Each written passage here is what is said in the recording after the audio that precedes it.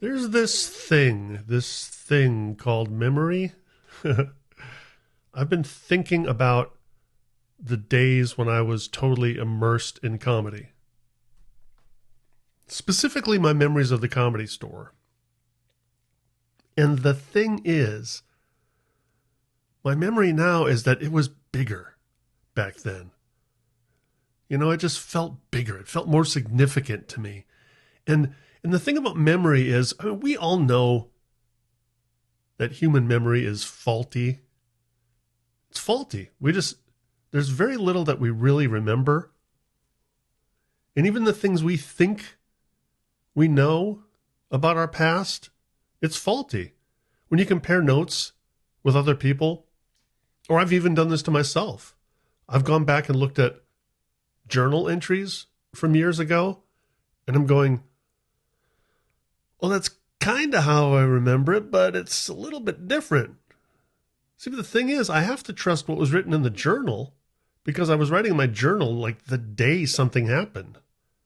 And even though I know there's going to be some perception, some subjectivity that's going to creep in, and even when I'm recording something on the day it happens, it's not going to be a perfect representation of reality. But it's more accurate than, let's say, 40 years later. And it makes me sad, too, because when I look back at it now, and the thing is, it was big.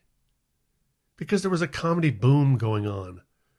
Comedy clubs were a relatively new phenomenon, right? They were popping up in the early 70s, were the first places that they called comedy clubs. Before then, comedians existed, stand-up existed, but they were performing in nightclubs. There were places where there was music and comedy and juggling and whatever the fuck, right? Comedy clubs were relatively new. By the 80s, they become a franchise. They were spreading all over the country. The Improv especially, I remember. But there were other ones. There were all kinds of chains. But point is, it went from being just a couple of places, the Comedy Store and the Improv, and then to being hundreds of comedy clubs. And I jumped on board that wave. I didn't know at the time, but that was pretty much the wave was cresting, if not like tapering off. But the point is, it was big. I was immersed in it. I quit my day job, and it felt big. And then years later, I went back off and on in the 2000s, and then most recently before the pandemic. And I went back there. And the room looks the same. And until they did some remodeling, it pretty much smelled the same. There's this certain smell, not even necessarily unpleasant or pleasant. It's just this certain musty old, I don't know if it's years of booze and cigarette smoke from back in the day when you could smoke inside. But, you know, it was the same. It was familiar.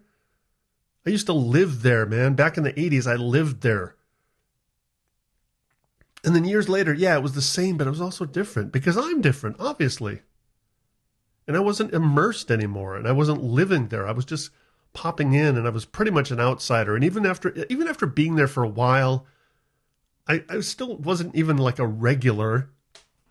I don't even know how to put it. I wasn't inside anymore. You know, even going back the few years ago when I was there for a few years again, I was still, you know, enjoying it, and I was getting up there and doing my few minutes because that's all I ever got was 3 minutes if I was lucky enough to get a spot until one of my last performances there, if not my last performance to celebrate my 60th birthday. I got to do 10 minutes in front of a paid crowd. I didn't get paid, but that's beside the point. Money isn't what I'm wanting to talk about here. My aspirations aside, or maybe I guess that's part of it. When I went back from 2016 to 2020, I wasn't pursuing it anymore, right? It was a place that I went and I was older and I'd been around the block and I'd become a father, had a couple of kids, and I wasn't pursuing it anymore. It was just something I was doing to get my heroin fix, basically.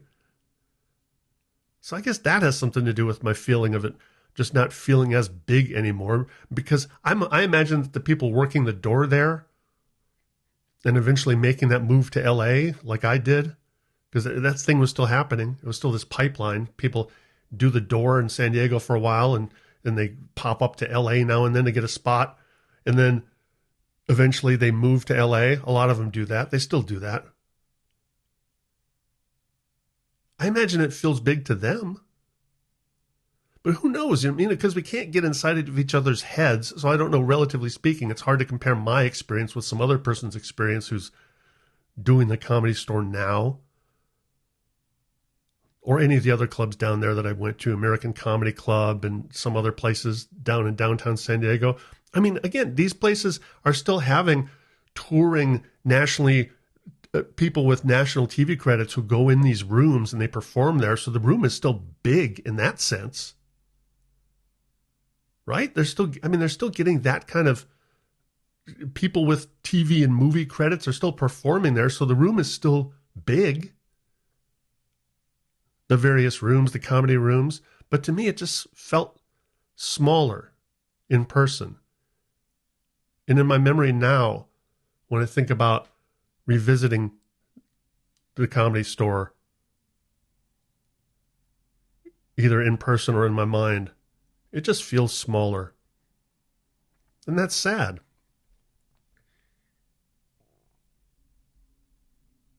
I don't know what more to say about that. It just makes me sad. And here's another thing about science and memory is that there's evidence that says that the more we go back and revisit things in our mind, it changes our memories. So not only did it feel smaller in person, in my memory of 2016 through 2020, it felt smaller. My memories of the 1980s, that also feels smaller. It was so big, man. Because I was in my 20s. And I had aspirations. And I was young and hungry. And it just felt so big. But the thing is, could I recapture that? Could I close my eyes and imagine and go back there and remember how big it felt? Yeah. In fact, even as I'm talking about it now, I'm going, yeah, I could recapture that. Even the fact that I'm telling you now that it felt bigger back then means I obviously still have that inside of me. I have that memory. If it feels smaller to me now when I go revisit my memory, that means I know it did feel bigger. It was bigger. Memory is a weird thing, man.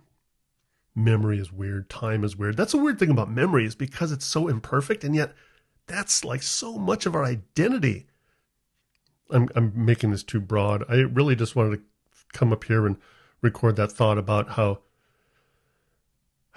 me pursuing comedy back in the 80s just felt so big, man. It was so like, it was the thing, man. That was all there was. I got immersed in it and lived at a house for a while with 3 other comedians. And that's what we did, man. It was our life. We called anybody else who had a 9-to-5 day job a normie, 9-to-5 worker bee cubicle drone people, which is what I am now and have been for a lot of years. And I don't feel like a drone. Yeah, obviously there's some aspect of that, but I'm enjoying my life. I feel good about myself. I feel self-assured. I also have a home with a studio that I'm sitting in right now. I have a recording studio. I've got a Les Paul guitar that I always wanted. I have a Yamaha piano. I don't need to do the whole inventory of what I've got. The point is, I'm liking my life. I'm loving my life. It's just weird when I look back and I go, remember how big the Comedy Store felt? And now, not so much.